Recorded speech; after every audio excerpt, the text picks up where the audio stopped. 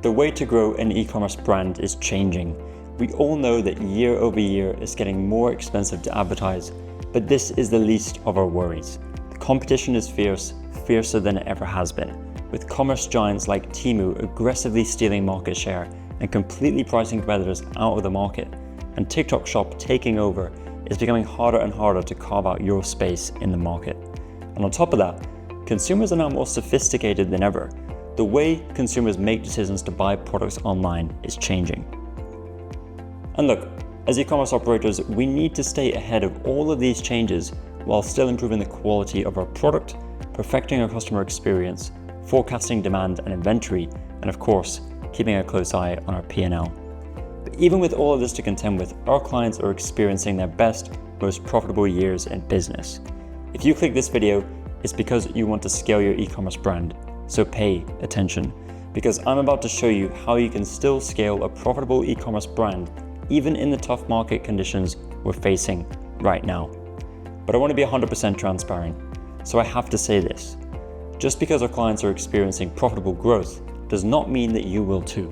We have a specific approach that we take with our clients that allows us to have control over the areas that really move the needle for growth. I always want to make this clear at the beginning of any training, because too many people in our space promise the world and don't deliver. My reputation as an entrepreneur in the e-commerce space has been built on transparency. So I certainly cannot guarantee that you will get the same results that our clients have gotten. But what I can 100% guarantee is that the system our clients are using to scale is one that any brand owner can start implementing today.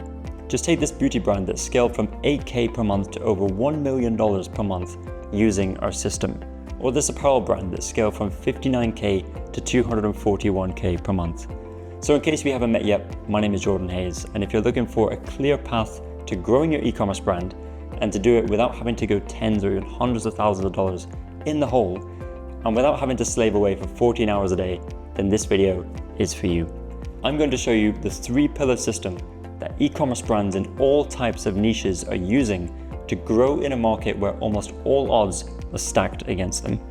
And I'm going to deliver all of that to you in the next 20 minutes. So if you don't have 20 minutes to invest in the growth of your e-commerce brand, well, I guess building an e-commerce brand to 8 figures is not for you anyways. Now, if you stay here and watch this video until the end, I'm actually going to send you as a gift a plug and play step-by-step tutorial for the 3rd pillar of this system, which is usually the one people struggle with the most. So that plug and play includes actionable steps you can start implementing in your business today. And for everything I'm about to show you today, I want you to know that I'm speaking from experience. I've been helping businesses grow online since 2016. I'm the founder of Hayes, a marketing agency that has worked with over 60 different e-commerce brands to help them scale using the systems I'm about to share with you here today. Collectively, the e-commerce brands that we work with generate over $50 million per year in revenue, and we only work with a handful of brands. Our expertise lies in taking brands from the early to mid 7-figure range and helping them get to that high 7-figure, early 8-figure range. And the reason why I'm sharing all of this is because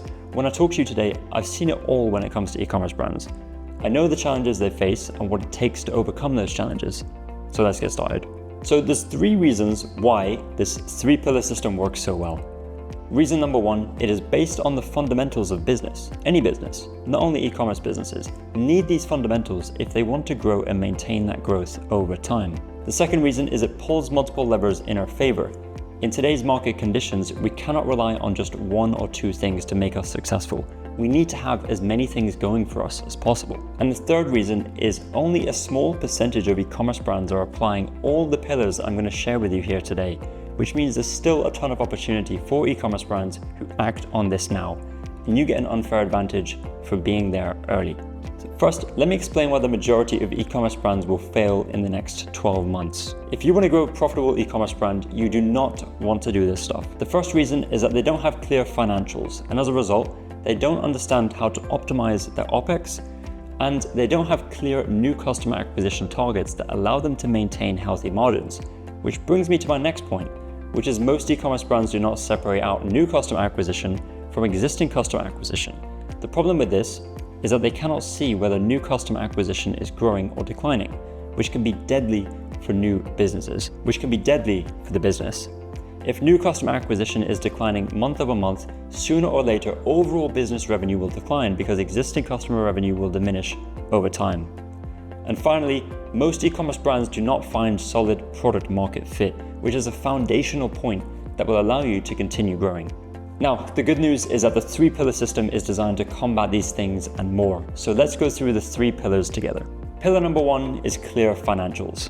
And look, a lot of entrepreneurs get bored when someone starts talking about financials, but trust me, this is arguably the most important part of running any business, let alone running an e-commerce brand. So what do I mean by having clear financials? The first thing is having an accountant do your books for you every month and send you your P&L after every month is finished. My advice is to outsource this at the beginning until you grow big enough to hire a fractional CFO or head of finance. For now, we just need the financial statements delivered to us every month so we can review the month's performance.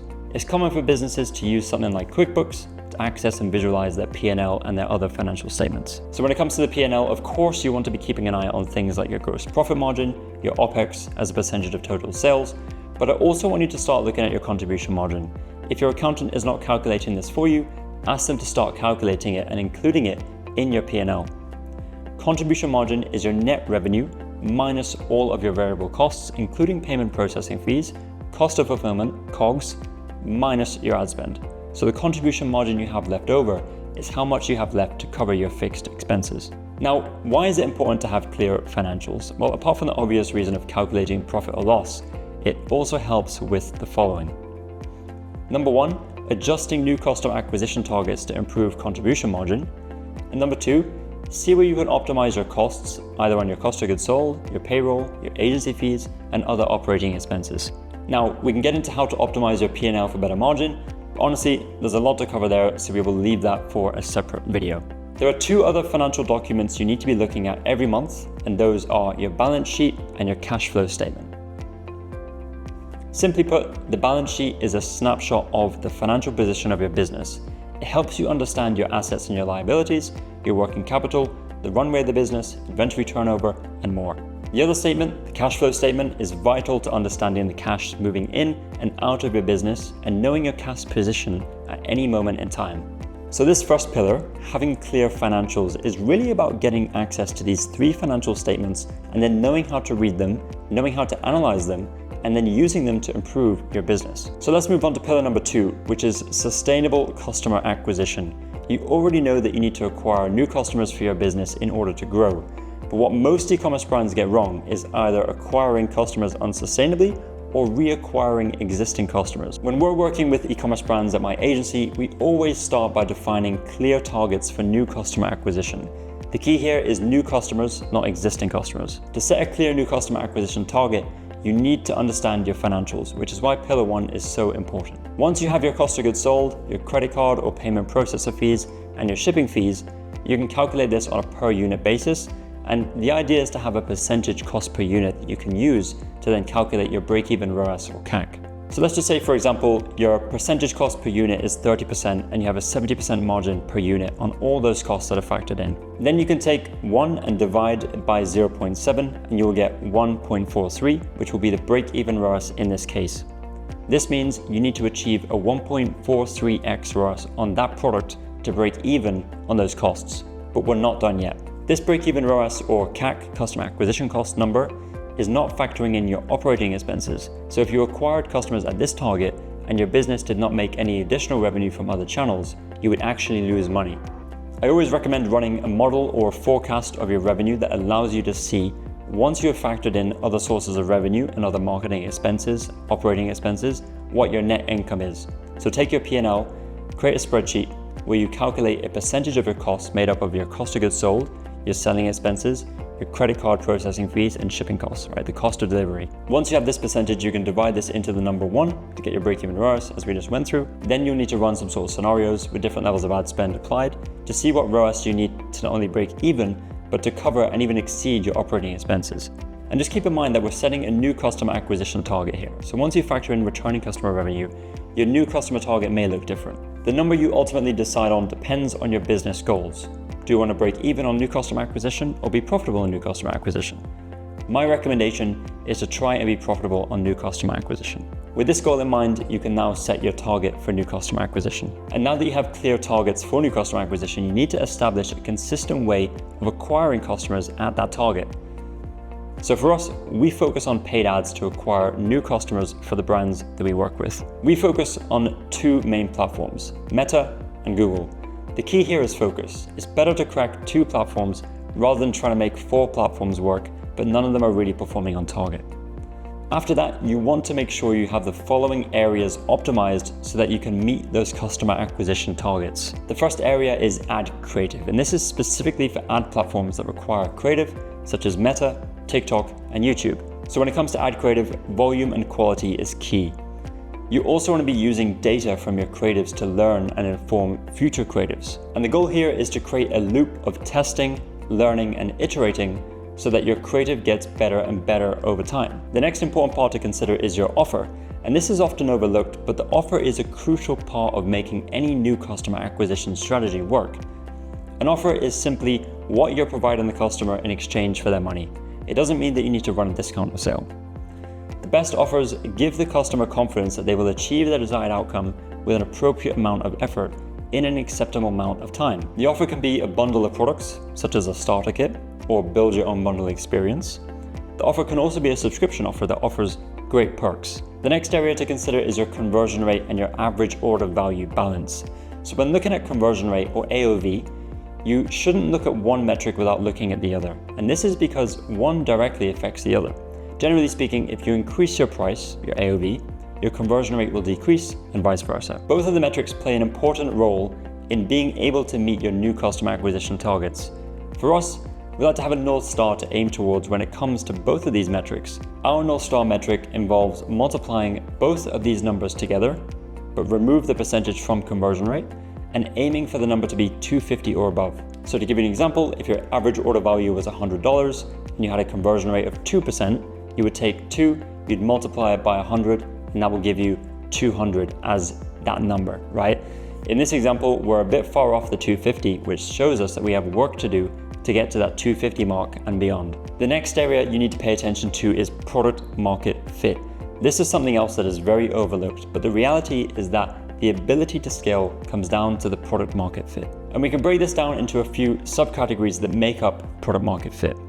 Number 1, does the market want or need the product in the first place? Number 2, how big is the total addressable market? Number 3, do we have a strong enough unique mechanism compared to our competitors? If the answers to those questions are yes, and you have a big TAM, total addressable market, there's a higher likelihood that you have good product market fit. So now let's move on to the final pillar, pillar number 3, customer retention. Too many businesses do not spend enough time on customer retention, and instead focus nearly all of their efforts on customer acquisition. In order to grow an e-commerce business and maintain a higher scale of revenue, you must have a solid customer retention strategy. If you look at your business as a bucket with holes in it, the water that we're putting into the bucket are the new customers coming into your business.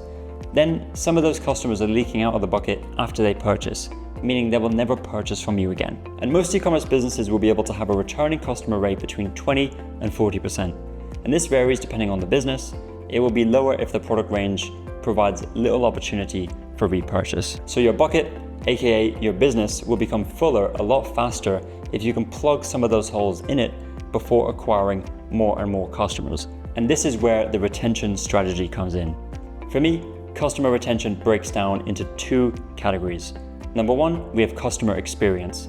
And this is the quality of the product, the unboxing experience, shipping time, customer service.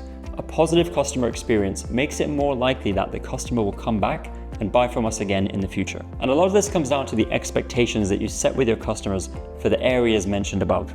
If you're able to manage those expectations and over-deliver on your promise with a fantastic customer experience, then you will be set up for a strong returning customer rate and LTV, lifetime value. And this brings me to the second point of customer retention, which is increasing that lifetime value. And this is mainly done through both email and SMS marketing, but there's many more ways LTV can be increased. Word of mouth, subscription offers, direct mail, organic social media, building a community, and more. Every e-commerce brand should be doing email and SMS marketing. We like to focus on the following areas of email and SMS to make sure that we can achieve strong performance and increase LTV. Number 1 is improving deliverability. Number 2, building out all the core flows and improving the key metrics. Number 3, having a solid campaign strategy where you're sending campaigns to existing customers on a regular basis. And number 4, product launch events. And when it comes to measuring LTV, you want to apply specific timeframes to your LTV data. And what this is going to do is it's going to tell you how long you will need to wait until that LTV is realized. Some benchmarks that we use are 30-day LTV needs to be 30% higher than the first order AOV, and 365-day LTV needs to be 100% higher than the first order AOV. Now, of course, these are just benchmarks and they depend a lot on the products that you are selling. Ultimately, with LTV, we're aiming to get customers to buy more often and buy different products from us. So what does it look like when you apply all three of these pillars into your e-commerce business? Take this brand that scaled from $48,000 per month to over $538,000 per month using our system. That's over an 11x increase in revenue while keeping new customer acquisition on target. Or take this health and wellness brand that went from $61,000 per month in revenue to $339,000 per month in revenue, a 5x increase. Now, I know all of this sounds very exciting, but a quick word of warning. If you try to do all of this alone, you'll probably spend a few months managing it and figuring out all the little details that come with it. And this can happen because there's a lot of moving parts to making the customer acquisition and retention strategies that I spoke about work. Every business is different and you need to apply some nuance to the strategies we spoke about to find what works for your product and your market, or you may be missing the core foundation of product market fit. But if you get these three things right, the rewards are definitely worth it. Because the reality is, there's not a lot of e-commerce brands who are able to get all of these areas right, which leaves a ton of opportunity for you to step in and do that and capture that demand. So now is the time to start putting all of this in place to combat the rising ad costs and fierce competition from the likes of Temu and TikTok Shop and really begin to carve out your space in the market. So the question becomes, how can you get results like this, like the many examples I've shown you in this video? Well, option number one is take the information I've given you today and try to figure this out by yourself. And look, that's definitely a viable option. And if you feel that's best suited for you, please go ahead. However, know that you'll likely lose some valuable months or maybe even years trying to figure out everything on your own. And long term, it's probably going to be more expensive considering you'd miss out on all that extra revenue and profit you could have made if you started out the right way from the get-go. And finally, your chance of losing runway in your business goes way up if you get stuck and have spent months doing something that is not yielding positive ROI and growth for your business. And that's pretty much why I built Haze, my agency, where we have a completely done-for-you service for both customer acquisition and customer retention, while helping you get clear on your financials and your targets.